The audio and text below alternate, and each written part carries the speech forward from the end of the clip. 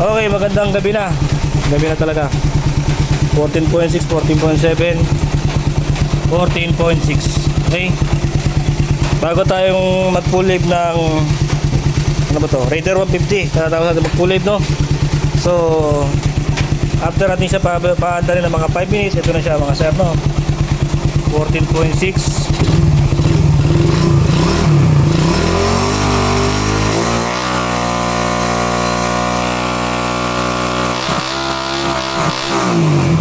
Maximum charge po tayo mga boss, 14.7.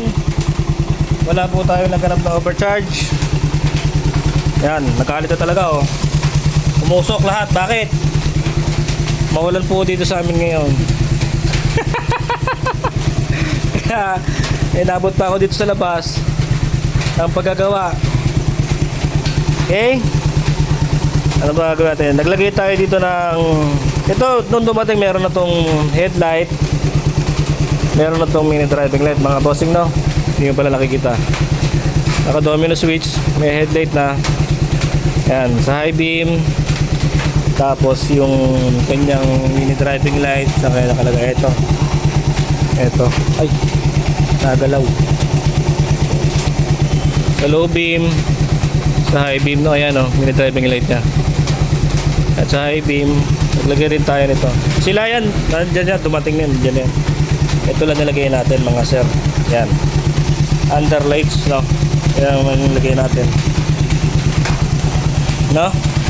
Naka headlight, naka mini driving light, naka underlights. Check natin yung charging mga boss. No? Meron po tayong 12.6, 12.7 sa ating charging. Yan natin kung may busina ba to si bossing. Meron. Oh, stop. Oh, wala naman tayong problema, no? So, ang reklamo, patayin na natin. Patayin lahat yan. Kaya mo na yung underlights. Ang baba nyo na to, sir. Okay na yan. Sir, pwede ko ba kayong iharap sa camera, sir? Okay lang. Pwede po. Magandang gabi na po, sir. Anong pangalan nyo po, sir? Jobin po. Jobin. Taga saan po si sir? Amadeo, Cavite. So, galing pa si sir ng Amadeo, Cavite. Nagpa-pull-live sa atin ng Raider 150 niya. Bakit po, sir, kailangan ipa-pull-live, sir? Naglolobad. Pagka bukas lahat ng ilaw. Pagbukas po lahat ng ilaw, kasama yung mini driving light, sir, no? Nalalobad na po siya. Pero pag walang mini driving light, sir, hindi naman po. Hindi naman. Charge naman. Pagka walang ilaw. Okay. Paliwanag ko lang, itong motor ni sir ay talagang sadyang nakaputol dilaw kasi nga nag-battery drive na sila ng headlight kasama taillight, no? So wala naman tayong maling sasabihin sa putol dilaw. Wala naman siyang naging problema sa putol dilaw, no mga sir? Hindi naman po siya na lobuhan ng baterya. Itong Raider na to ay tanong at si Mer. Sir, anong year model po ng Raider? 2024 ba? 2024 po, also bago, no? Yan. Pero wala tayong ano sa putol dilaw. Sa kanya, goods yung putol dilaw. Ang problema lang, pag nagbukas na po ng MDL, sir, tama po ba? Naglolobad na. Doon na sa... Nababa ang battery. Yun, nababa na yung battery ni Raider 150 pagka nag-on ng mini driving light. Paliwanag ko lang mga bossing, no? Yung mini driving light ni sir, ito po, no? Yan.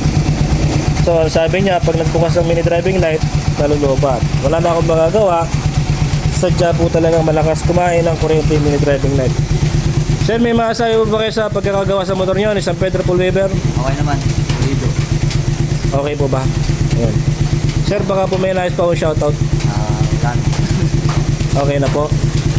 Bossing, peace po tayo. Salamat po. Ride safe po sa pauwi nyo. Alam po. So, matapusin lang tong ulan. Uwi na rin si Bossing.